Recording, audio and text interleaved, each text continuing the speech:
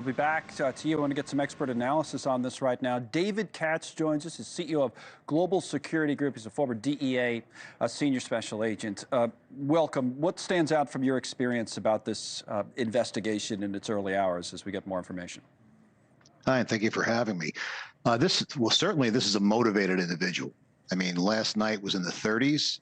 You spend the whole night across the street standing, and it's not really a sheltered area, so you've got a bit of a wind blowing there. So you have a high level of motivation. You could tell by the way he's standing that he is familiar with firearms. I was unaware that the weapon malfunctioned until I just heard your report. Yep. If I could see the video of him clearing the malfunction, I'll tell you how good he is. I can't tell whether he's wearing gloves from that video. If he is, that could have contributed to the malfunction.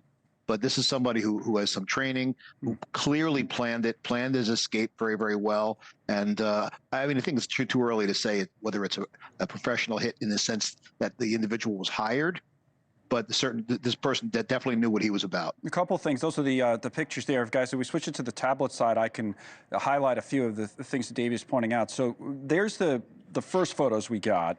And I guess, you know, if you look right in here, you know, it's blurry, obviously, security camera footage. Though I don't think those are gloves. People brought up whether there was a suppressor on the gun earlier, and the cops said they couldn't tell from the picture. I'm not sure if we even kind of zoom in here at all. This is the zoom. This is about as close as I can get about what you can tell from that. Pick up on it if you can.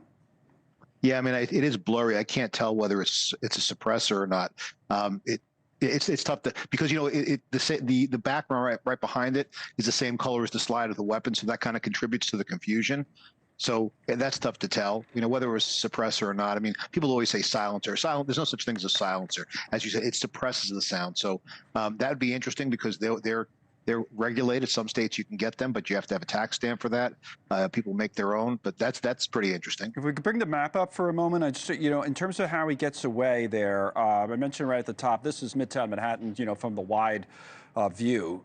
So obviously up in, you know, in this area, Central Park is a huge area. You see where the Hilton is located, but this is a little bit of a smaller view. So what he did was, you know, he got onto 6th Avenue, which goes north. Didn't matter. He's on a bike at, you know, 7 o'clock in the morning, and he just goes up here to Central Park, 59th Street, and then that's the last they saw him. You saw that backpack. Thoughts on what may or may not have happened from there, and how difficult a manhunt this is for the authorities at this point?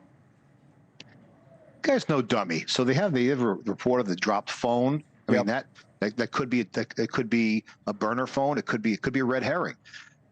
Another thing, I mean, if I was that guy, I would have. So he's wearing that black outfit with that distinctive backpack. Yep. Well, I would get to the park. I'd change my clothes. I don't know if I'd get rid of the backpack. I might, in that backpack, maybe another sack. So you put it in. So when you walk out of the park, now you're wearing different clothes. You're not wearing the backpack anymore. So you look like a different person. Got a little bit of a look at his face, though, right, David? Here in this picture, you know, does that help? It does help. And also, if you get him walking, they can check the gait of a person. There's a lot of great computer software out there. But if he went west once he got to the park, he's up at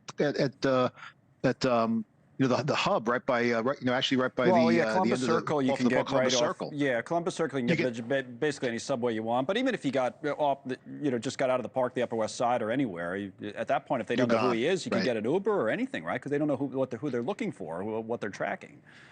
Yeah, if I was, I mean, you're getting an Uber, there'd be a record. So I'm sure they're pulling any taxis, any Ubers. Subway or, what I would have done, it's all speculation. You take the subway, you take it downtown. You're at Penn Station. You could be at JFK or Newark in a very short time. No, that's true. We're out of the And what about technology? How does technology? You know, Caitlin played a clip from our new police commissioner here in New York, who's named Jessica Tisch.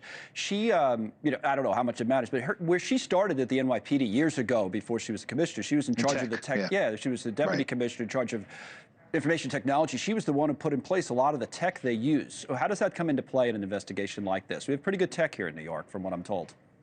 Absolutely, and like I said, there's software that even if the suspect is camouflaging his appearance, which he clearly intended to do, the way a person walks, certain like the height, the weight, there are certain factors that you can pull from the surveillance video just with the software that'll help you. They can identify this guy because he came from someplace. So they'll backtrack his steps. They've got cameras all over the place, and at some point they're going to figure out, oh, here he is. This is him coming out of a cab, out of a hotel. putting on the mask, putting on the clothing. They're going to find the guy, I think. Thanks so much for watching. Just go to joinnn.com to find NewsNation on your television provider. And don't forget to click the red subscribe button below to get more of NewsNation's fact-driven, unbiased coverage.